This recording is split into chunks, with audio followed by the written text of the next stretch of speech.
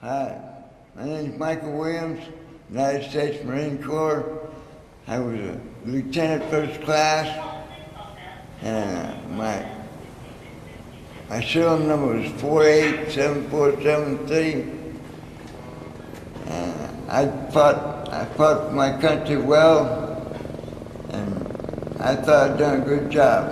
I came home alive.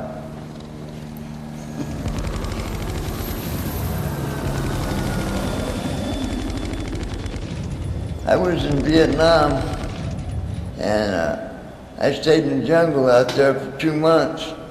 And Huey left me.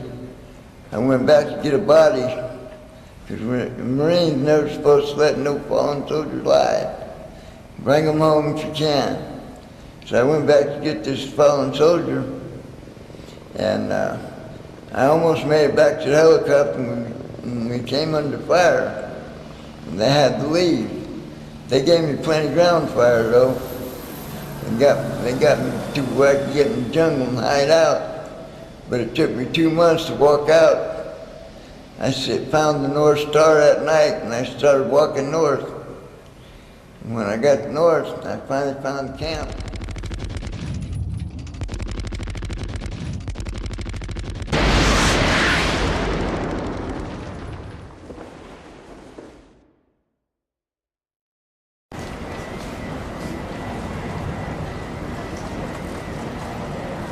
My name is Abdul Malik. I'm from Jersey City. What happened to your leg? This happened in prison, 2004. You know, from a little cut. They wasn't taking care of it right, so the only thing they did was put the antibiotic and bandage on it. And let it got infected and turned to gangrene. And what happened to the right leg, I mean, time for me to go, to the hospital, I couldn't move my toes with no blood circulation down there. That's why they cut it, you know. As far as my hand, right now, this is from frostbite. From me, Society Hill on 440 will not pick me up. Me wait 3 or 4 hours for number one and easy to come. You know, yes, I'm trying to sue New Jersey Transit and the other bus company. Right.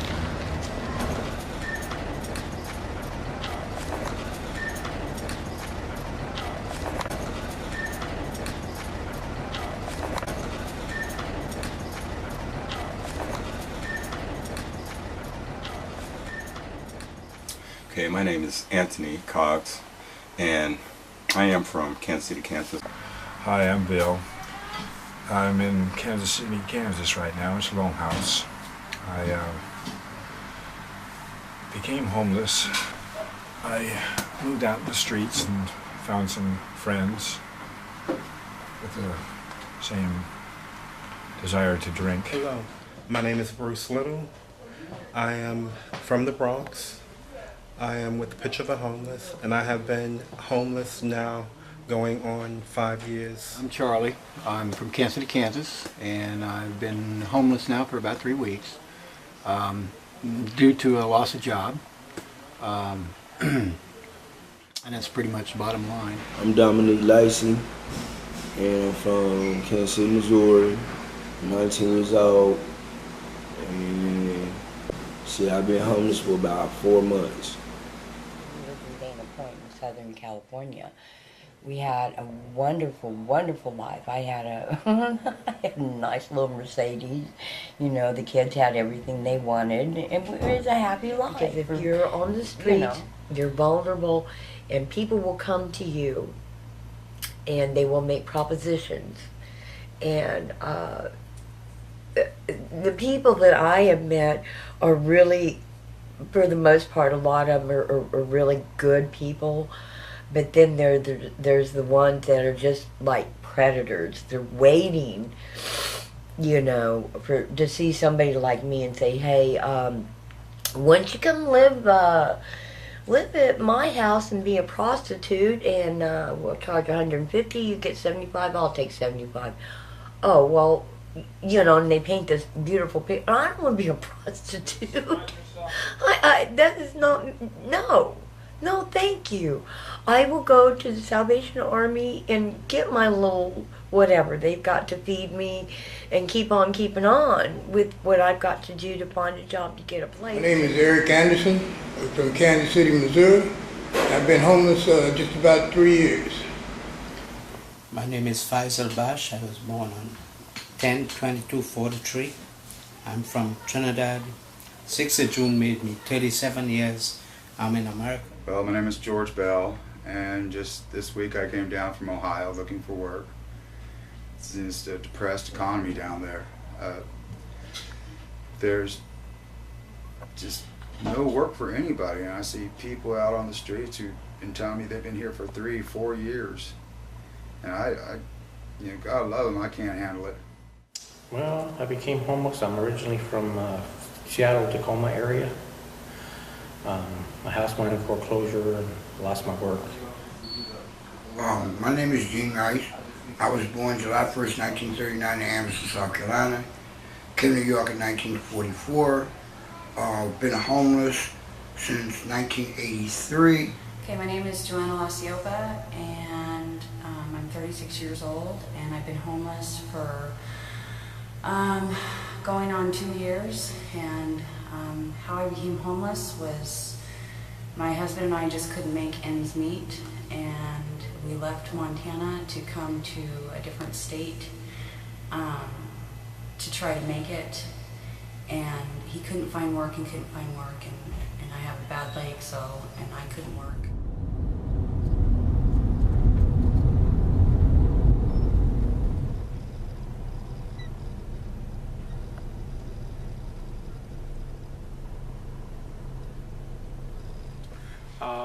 My name's King David Davis, a name given to me by my mother. My friends call me KD.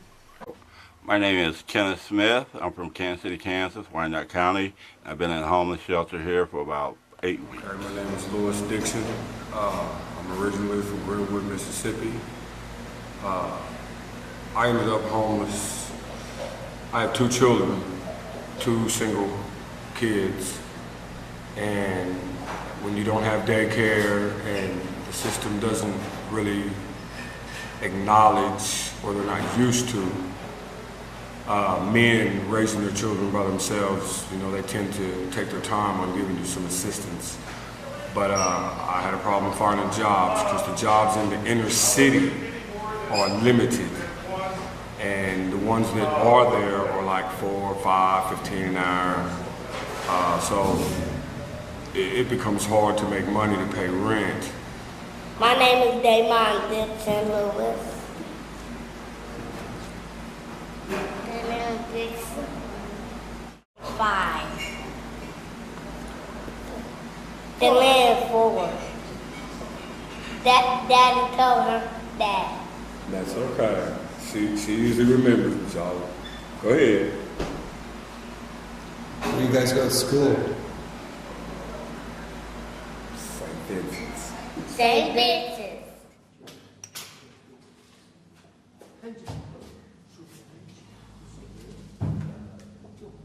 Hello, my name is Mark Miller. I'm homeless. My 2 children, my wife and I, we're homeless. We're from the Independence, Kansas area where there is not a homeless facility, and that's what brought us here to Pittsburgh, Kansas. I'm a journeyman electrician of 13 years, and due to the lack of electrical work or the sluggish electrical industry in this part of the country, I've basically been I've experienced a lack of employment and intermittent employment, and that's what caused me to become homeless, my family and I. My typical day... Of course, take it.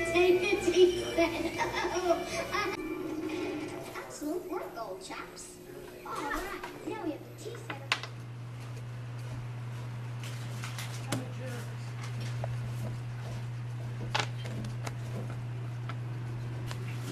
Marvin Daniels. I've been possibly homeless for maybe about 1.5 to 2 years.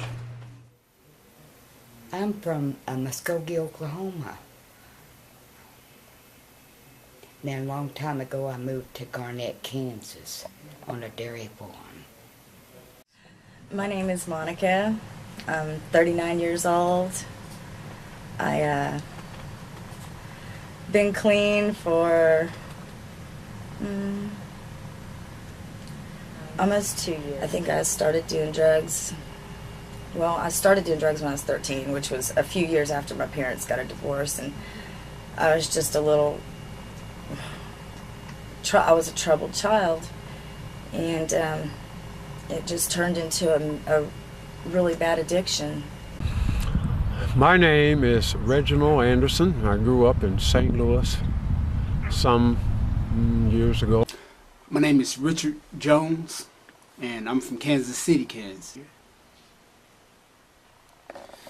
I've been homeless basically now for maybe 6, 7 years, going on about 7 years.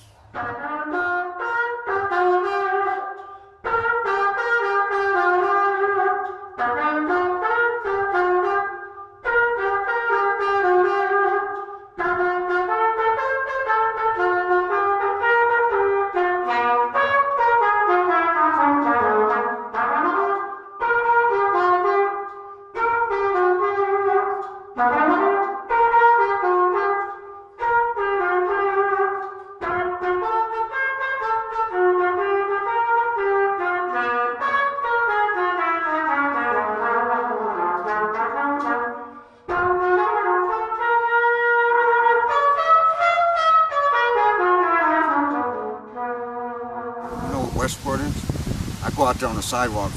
They try to stop the guys from doing it, but I go out there on the sidewalks and play. Make some money? Sometimes, yeah. Yeah. Hi, my name's Rodney Ariza, and I've been homeless for a little over 2 weeks. I'm staying at the Shalom House. They're giving me an opportunity to get the money together to get my own apartment. So at least I'm not sleeping under a bridge, but I'm really grateful for the Shalom House for helping me.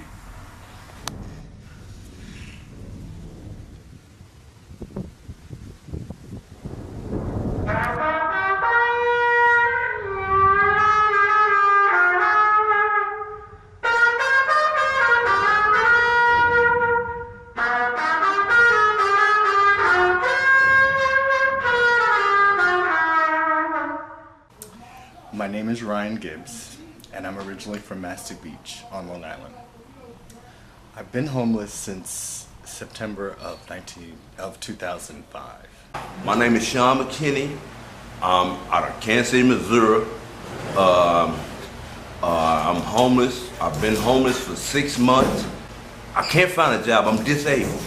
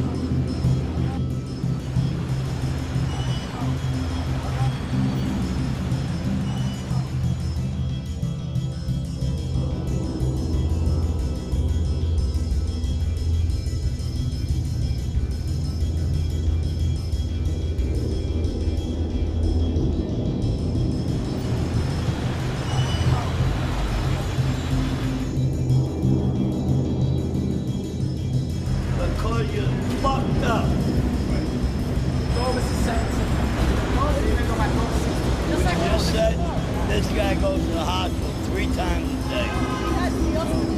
Huh? 3 times a day. Yeah.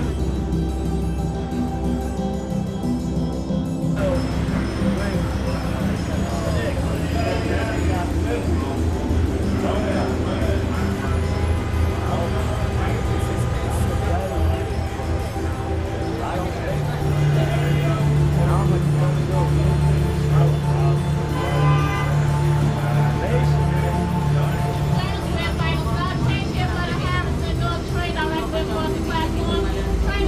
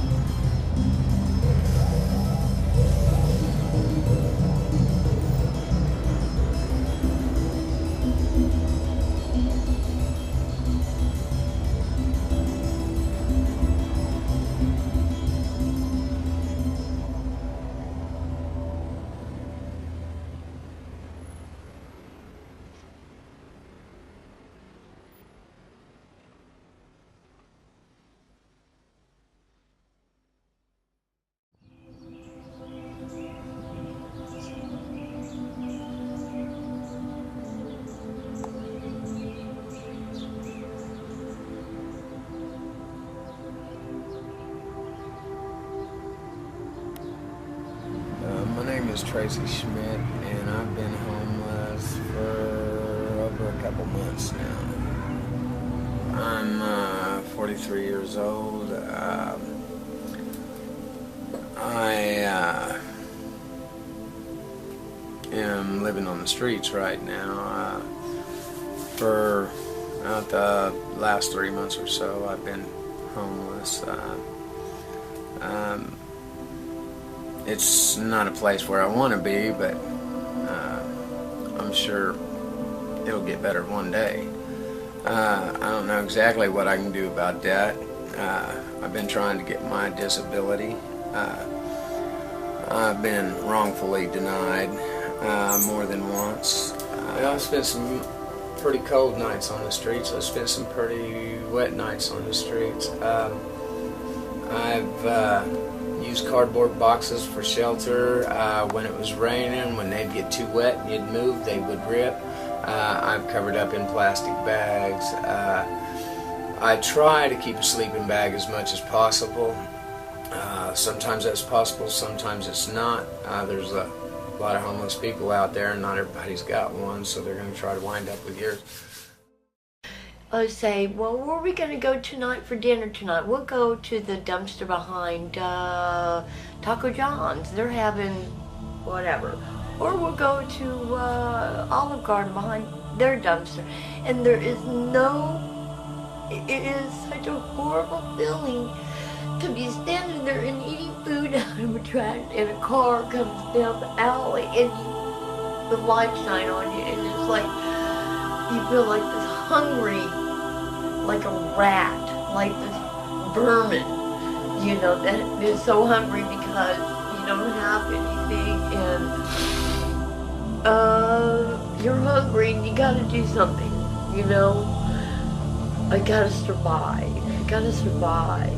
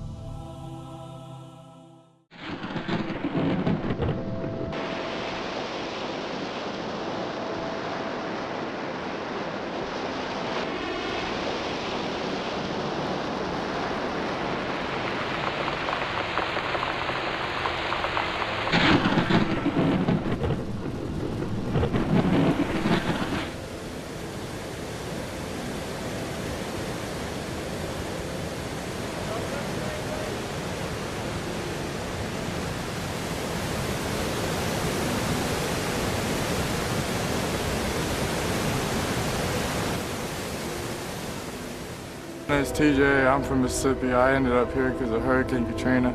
I moved.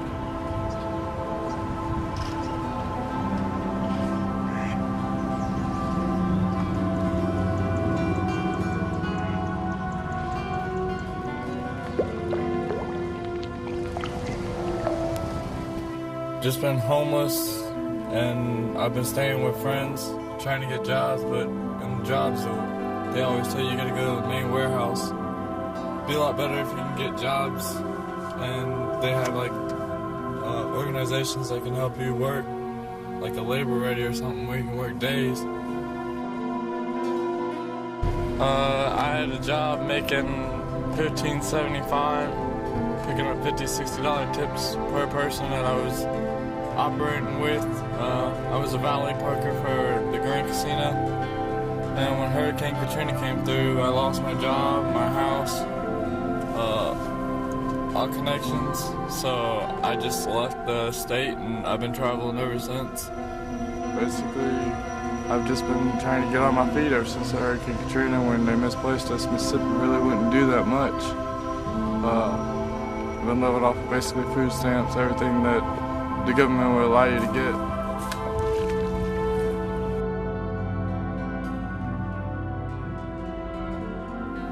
did for fun in Mississippi was we go around catching water moccasins. And catching water moccasins, what you did is you get a pair of steel toe boots. You get about 4 sizes of water boots, the ones that you walk through mud pies and stuff with. And you walk down into swamps or rivers or something. When you feel something tugging on your leg, you walk out. You got a water moccasin by the back of the head and you throw them in a bag and take them to a venom organization. And what it was a little small shop next to a pet store. And they drain the venom out of the snake to use it for anti-venoms to heal people that have been bit.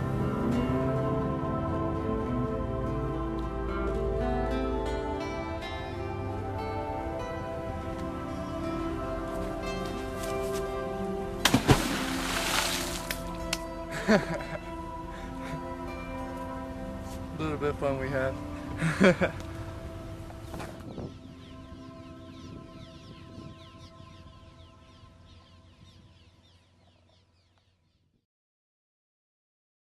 His dad will not pay child support. He will not even try to see him unless I take him over there and just leave him and leave.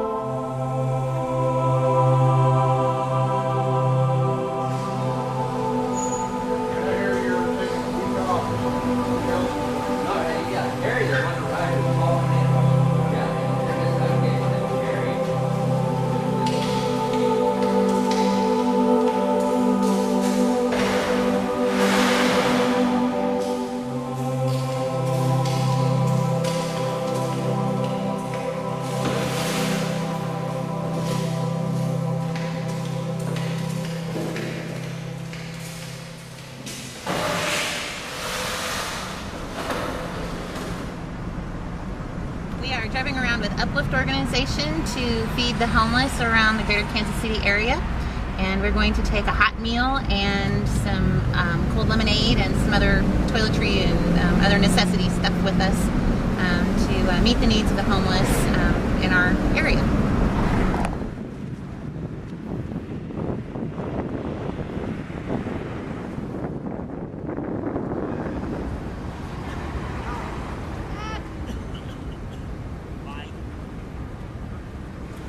My name is Jason. I'm from Scotland and I've been homeless for almost 2 years.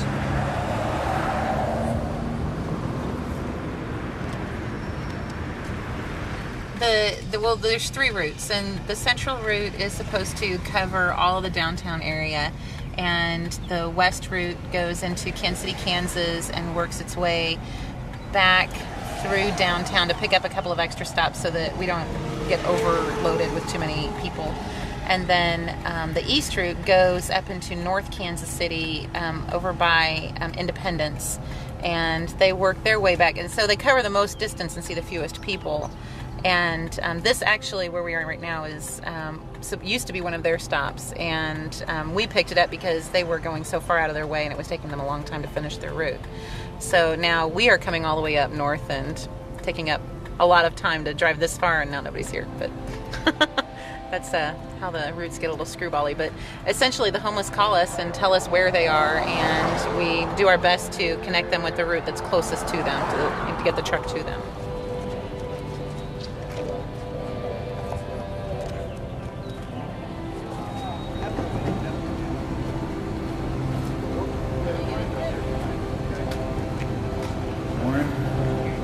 California. How long have you been around here? About 2 years. So what is it like living by the river? Peaceful. It's quiet, nobody bothers us. We pretty much just do whatever we want to do.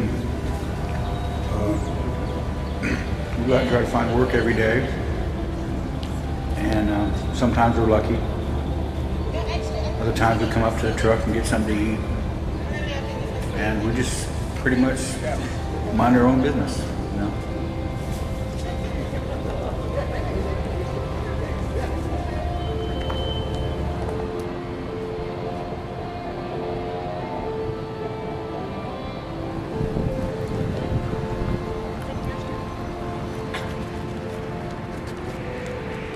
My name is Kevin. I'm from Kansas City, and I'm addressless. Went from being a business owner that owned about 4 companies that did a total of about $2 to $3 million a year, and one day I woke up and couldn't get out of bed, couldn't figure it out, and about 30 days later finally got out of bed with no money and found out that I suffered from depression. By then everything was gone, and here I am, eating this.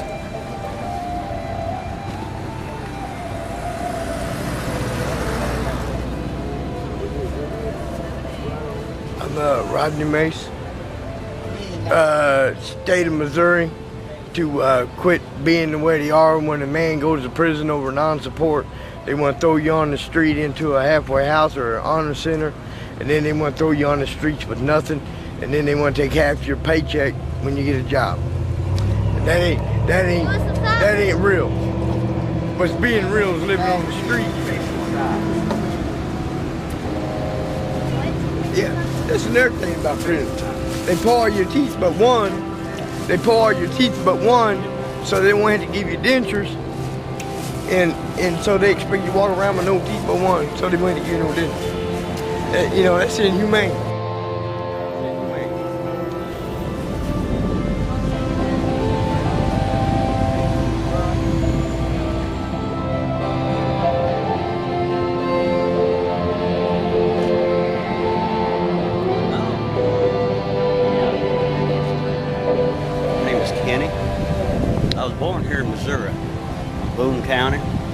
Daddy's from Shreveport, Mama's from Russellville, Arkansas. A lot of, so I guess, a lot of Cajun in my family, so,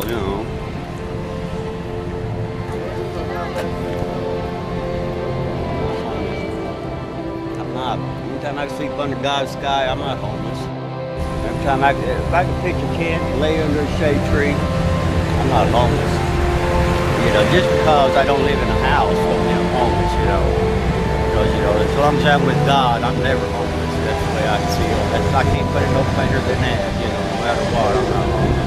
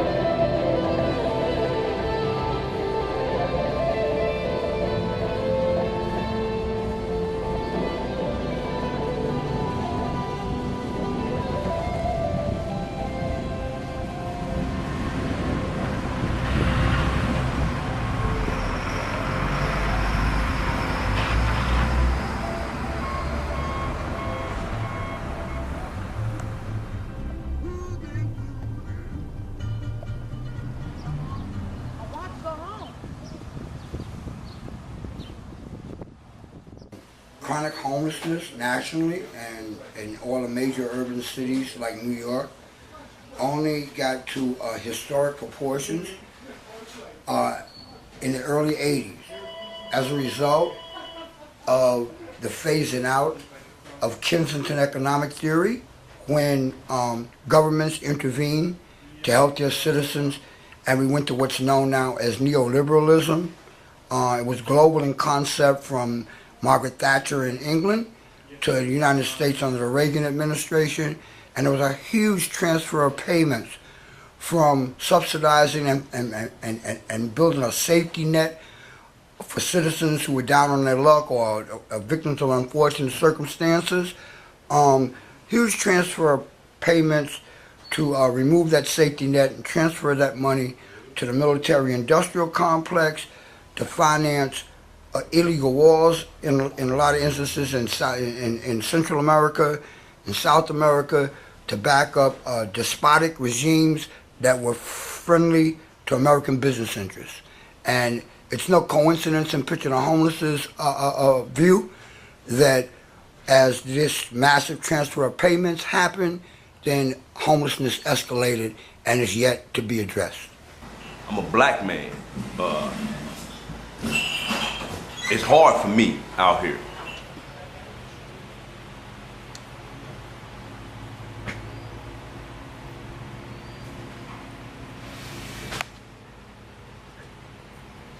Well, I've tried the mission route. My twin sister was killed in '99.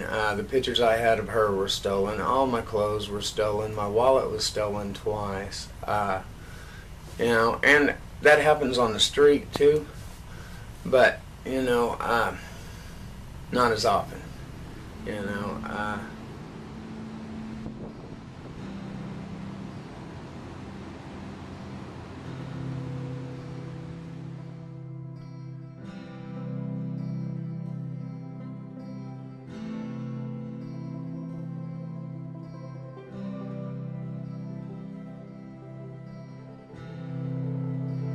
I would take those abandoned buildings offline, fix them so people can live in them affordably, and I would make sure that the rent is in access where people can pay, where they wouldn't have to be working 3 and 4 jobs to go ahead and pay their rent. And I'll make sure that everyone that was street homeless would be part of this part of the solution and make things different. Again, you know, I created my own problem. You know, there's a lot of guys here that have had it rough and everything, but you know, if I would have had a little patience and a little more courage, you know, I could have still had my apartment. I could have had the things that I still had instead of just really falling off the boat and being really shocked by being terminated. You know, I just, like I said, I fell off the boat a little bit, and it was my fault.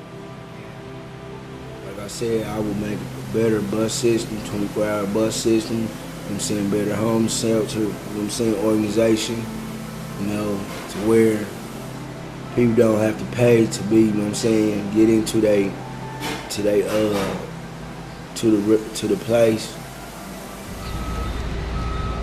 The thing is with homeless people is that there's so many of them that have mental illness, okay, and they have fallen through the cracks.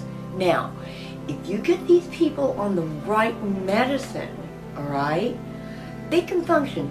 So get something together, get these people on the right medicine. Okay, the problem is they'll write them the prescriptions, but they have no money to pay for them. Okay, help these people out. They are sick girls. They don't want to be out here.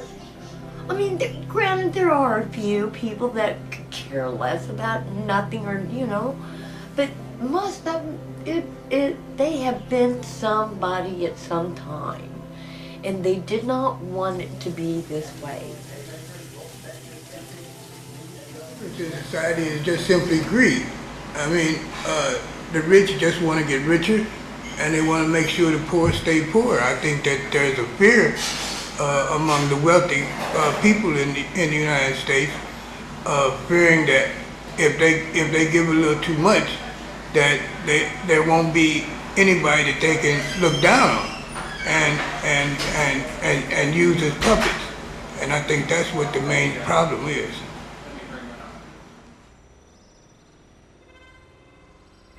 I would close all the shelters, all the drop-in church and everything, and give everybody an apartment or studio or something like this. Let them work, who is receiving a check, let them contribute towards the housing. And that's about it. Close all the shelters down. Maybe a little more expectations out of the people who are out on the street, the ones who have given up or just trying to sneak by in the systems. Demand more out of them if they want these services. Because that way then it'll give them a reason to get up and get going, instead of thinking, well, I've got a meal a day, I got a place to sleep, why do I even have to do anything? Demand more out of them.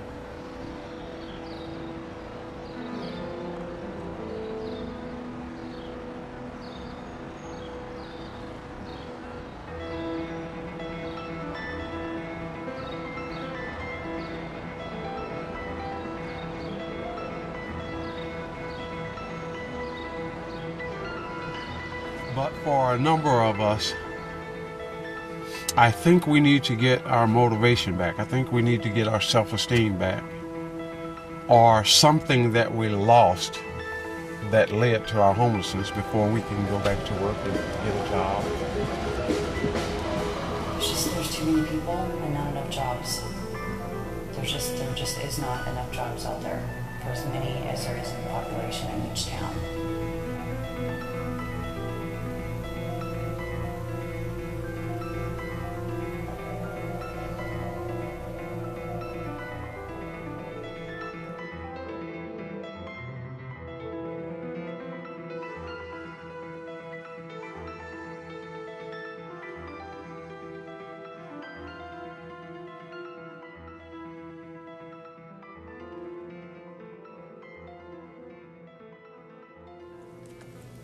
Take it away from me, my Lord. Take this pain away. I'm down on my knees and I'm praying, Lord, please. Take this pain away, Lord Jesus, please. Take this pain away. She was only 15 the day she went away from me into the grave till my resurrection day. Take the pain away, Lord Jesus, please. Take this pain away. She was such a precious child, beauty to see. Down on her knees, praying, Lord, please. Show me the light, let me give my life to thee. You are the one for me, Lord Jesus, yeah. You are the one for me.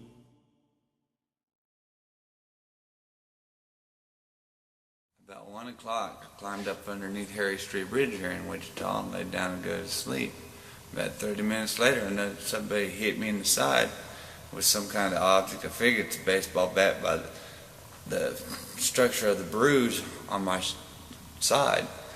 And they just took, I had $10 stuffed up in my shoe. They took my shoes and my $10. I have absolutely no idea who it was. I don't know what color they was. I don't even know how many there was. I walked down toward Lord's Diner on Broadway and fell asleep there for a little bit. And one of the guys started hollering at me because I was screaming and hollering. So I got up and headed down toward the Quick Trip on Murdoch and Broadway and passed out inside the Quick Trip at Murdoch and Broadway and woke up in the hospital. Found out that my forearm was broke and I had bruises on my leg and my side. It kept me in the hospital for 2 days and released me, and I'm supposed to follow up with an orthopedic surgeon, a bone doctor, I guess, in 2 weeks.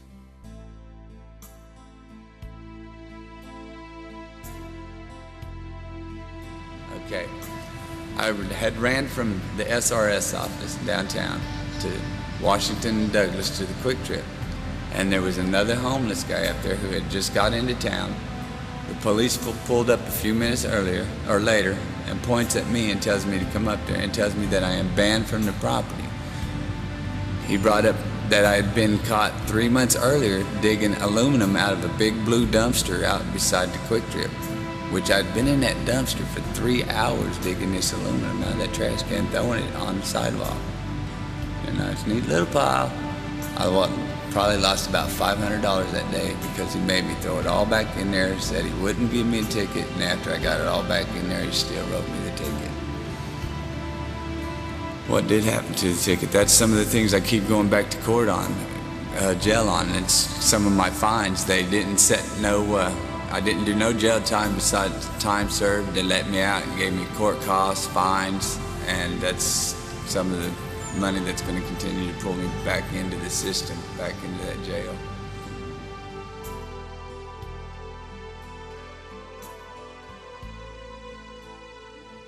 I could never understand the reason why you hurt me, never understand the reason why you broke my heart. I gave you a heart and a hand worth holding to walk through this land. So unbeholden, this heart and these hands would have kept us from danger. We live in this world, dead as two strangers, so far apart. There is no empathy, this land and this world, dead to both you and me. God on your side, if you let him lead the way, no two should stand as dead as you and me. The things that you done to this gift God gave to you, no one should do to a heart so deep and true. Open your eyes, let God stand inside, deep in your heart, let him rule for you.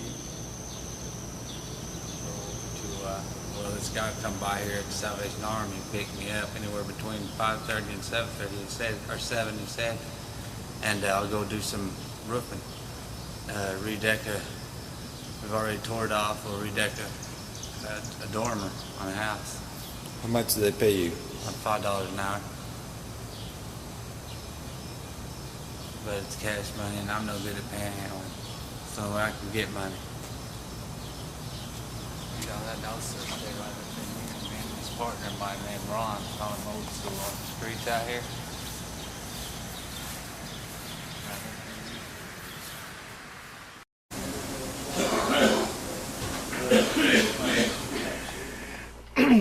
I don't know all the bylaws and stuff, but I know the federal puts out a lot of money, and it says you only have to give out this much money in order to declare yourself a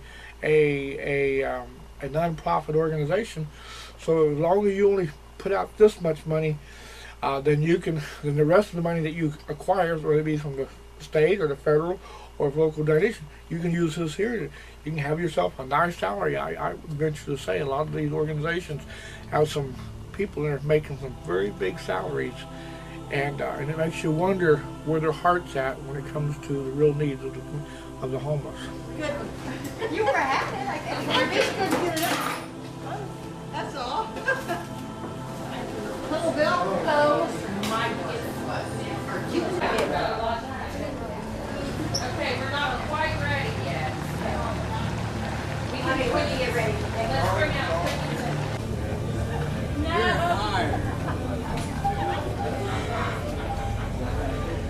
You know, sometimes people want to know what can they do to make a difference, to help, and a lot of times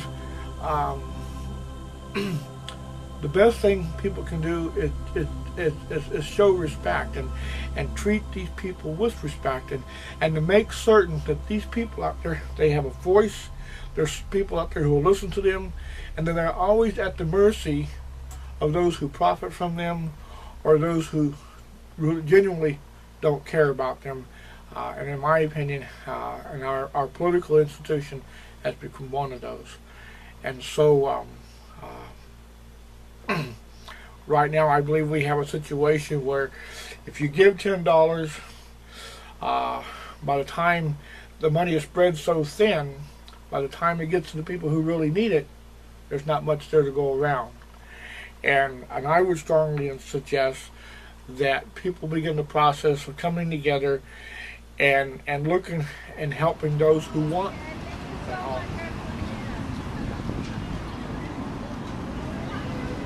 As a general comment, for someone to overcome problems of homelessness, it is absolutely essential that they avoid substance abuse at all costs. But some people who are strong, who are virtuous people, who have dealt with adversity, people need role models. And I do know that there are statistical studies that confirm this. It's one of the strongest pieces of medicine people can find to deal with problems of poverty and homelessness. Find someone who's a strong person, a good person, and try to imitate them.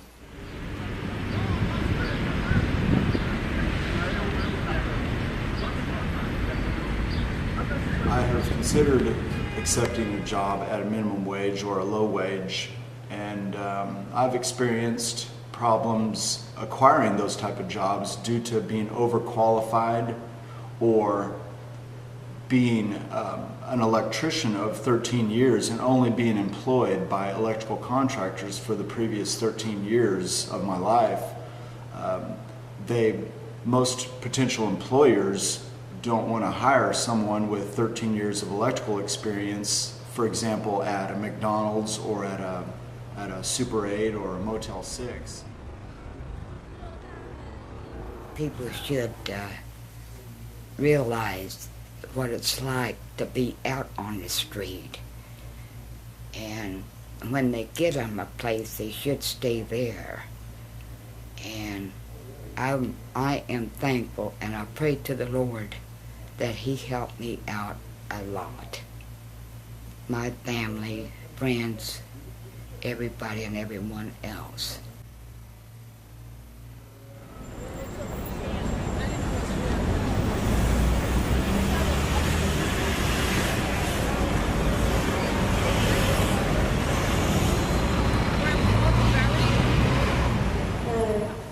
Well, not look down on homeless people, because it's really not always their fault. I think that they,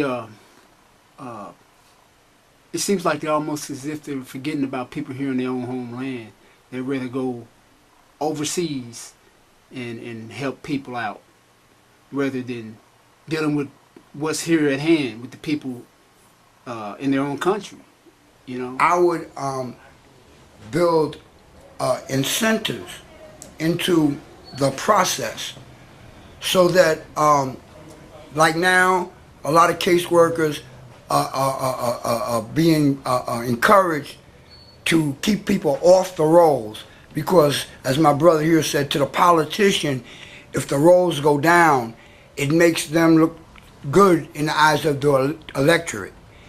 I would reverse that and reward case managers who do their job efficiently and work with the client and place the client from the street homeless to transitional housing, keep that record in front of them, and from transitional housing into permanent housing.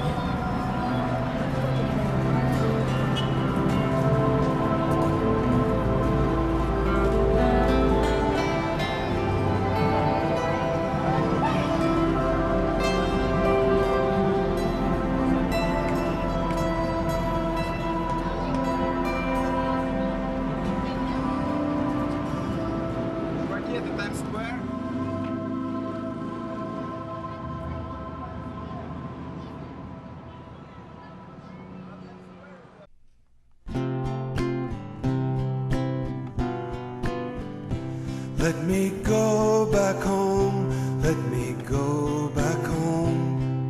These streets are hard and unforgiving. Let me go back home, let me go back home. These streets are too rough for living.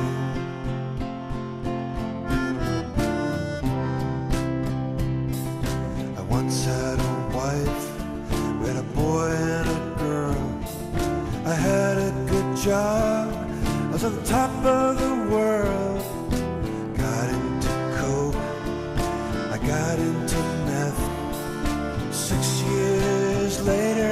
I'm on the streets half dead.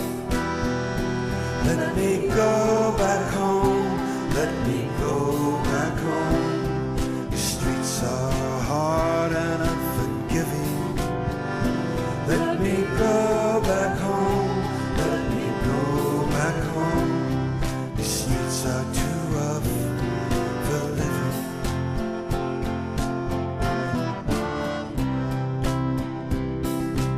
I don't know where my next meal will be. I just hope tonight I won't freeze.